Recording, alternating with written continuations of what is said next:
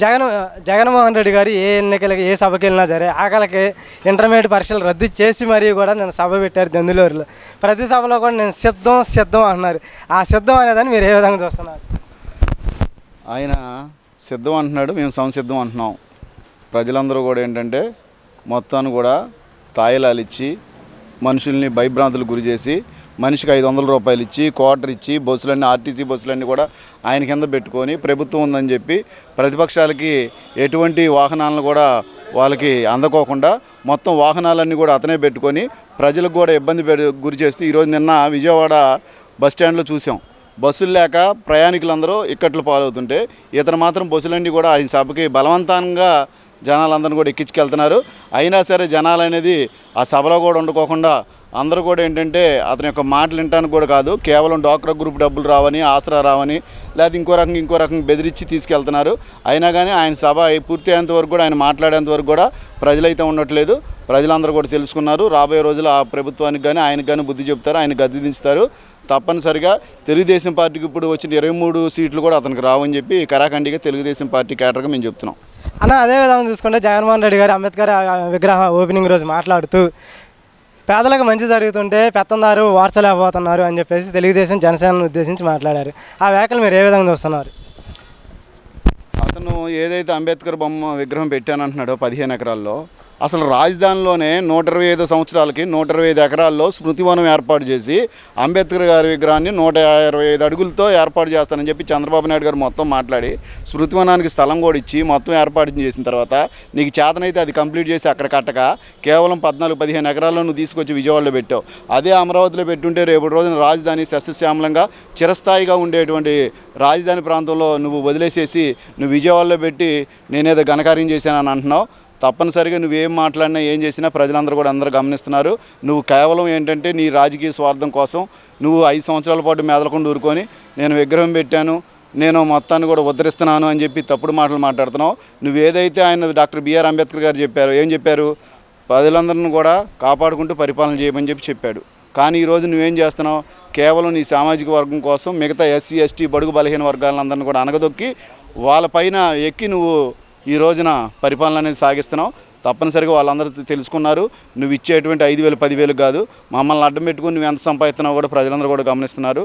కేవలం మమ్మల్ని అందరినీ కూడా మా కుటుంబాలందరూ చిన్న కుటుంబాలందరినీ కూడా తాగుబోతులు చేసి మాకు కేవలం 10,000 ఇచ్చి మా దగ్గర నుంచి ₹1,00,000 వసూలు చేసి ప్రజలందరూ కూడా తెలుసుకుంటున్నారు. రాబోయే రోజుల్లో తప్పనిసరిగా జగన్మోహన్ రెడ్డికి బుద్ధి చెప్తారు.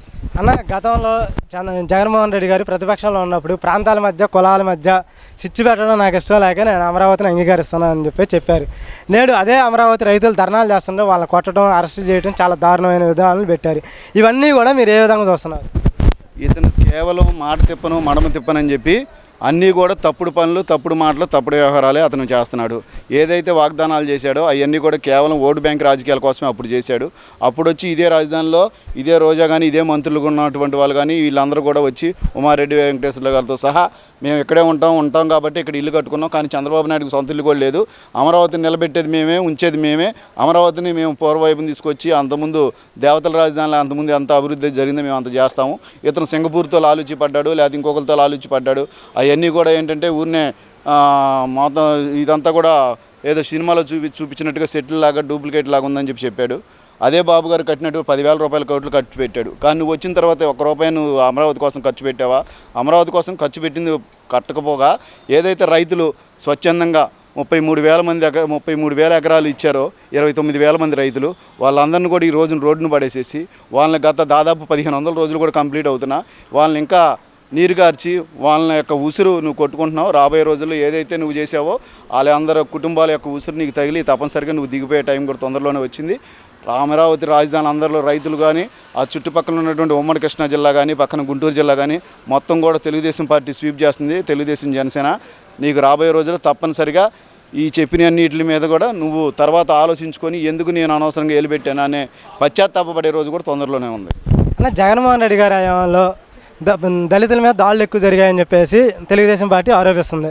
అదేవిధంగా వైసీపీ వాళ్ళు మాట్లాడుతూ దళితులకు ఏదైనా మేలు జరిగిందంటే అది ఓన్లీ వైఎస్ జగన్ ప్రభుత్వంలో అని. ఈ రెండింటిలో ఏది నిజం అంటారు?